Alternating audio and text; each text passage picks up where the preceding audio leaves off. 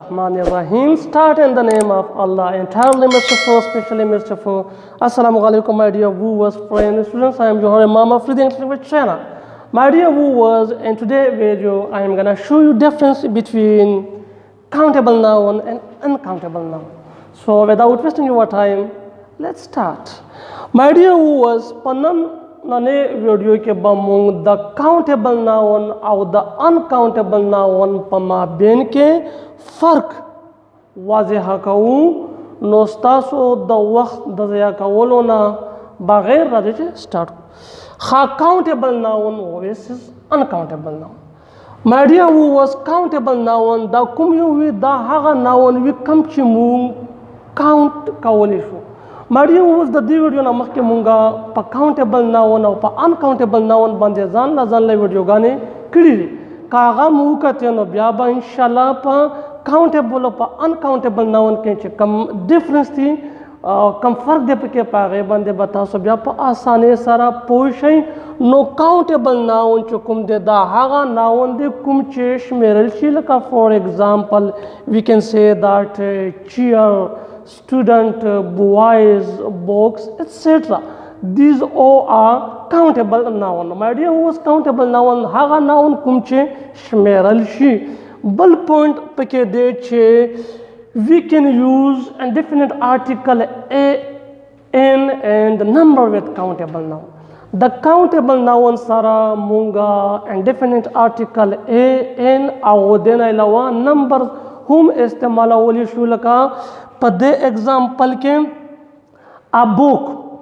اوس my dear viewers دلته کې مونږ چې کوم دی د book سره indefinite article a استعمال کړو یا لکه an apple. په دې اگزامپل کې موږ د apple سره indefinite article an استعمال کړلو او numbers لکه 2 boys, 10 students, 20 chairs. نو my dear viewers numbers هم ورسره استعمال شو.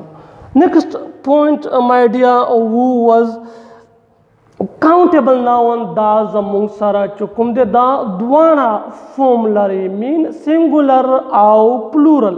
دا په سنګولر کې هم راتلی شي او په پلورل کې هم راتلی شي. سنګولر مین چې په تعداد کې یو وي او پلورل مین چې د یو نه زیات وي لکه په دې اگزامپل کې ټری. اوس my dear viewers ټری دلته دا زمونږ سره په سنګولر فورم کې دا خو چې کله مونږ دې سره اس اضافه کو نو ټریز دا بیا پلورل فورم لا لاړه. یا فور ایگزامپل بوای دا اوس په سنګولر فورم کې دی او بوایز دا پلورل فورم لا شو. نو د دې نه دا واضحه شوه چې countable noun دا په دواړو فورمز کې راځي په سنګولر کې او په پلورل کې. بل زموږ سره چې کوم پوینټس دی هغه دا دی چې موږ د countable noun سره is او are دواړه استعمالولی شو لکه اوس فار ایگزامپل موږ ووایو چې the book is old. my dear viewers دلته موږ د book سره is استعمال کړو او موږ چې کوم د are هم استعمالولی شو the books are old. نو دا my dear viewers د countable noun definitions او د هغې چې کوم پوینټس وو او ایگزامپل وو. اوس راځو uncountable noun. My dear viewers, uncountable noun دا هغه noun وي کوم چې مونږ نشو شمیرلی لکه په ساده اگزامپلو کې واټر. اوس my dear viewers واټر دا نشي شمیرل. یا فور ایگزامپل ملک چې کوم دا پی دی دا هم نشي شمیرل یا هم دغسې ټي یا ورسره جوس. نو دغسې هغه ناون کوم چې نشي شمارل هغې له مونږه uncountable noun وایو او د uncountable noun چې کوم دی دا به همیشه لپاره په سنګولر فورم کې وي د دې پلورل فورم نه راځي لکه په دې اگزامپل کې واټر.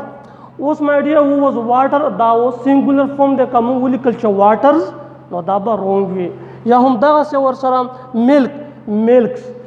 دین علاوه my dear viewers مونږ چې کوم دی د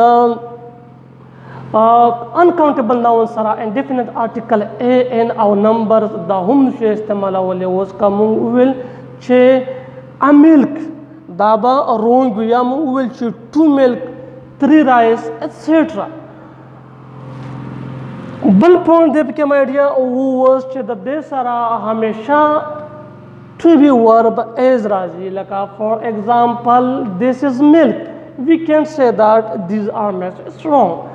So my dear was the definitions of the points of the misalno la batasula was hashiwi the countable or the uncountable pama ben ke farq za umid laram چې تاسو به پې پوه شوي وئ که بیا هم څه کنفیوژن وي کوشچن وي نو په کمنټ باکس کې لیکلی شئ زه به انشاءالله جواب در کوم زما چینل سره سبسکرایب کړئ تھینکس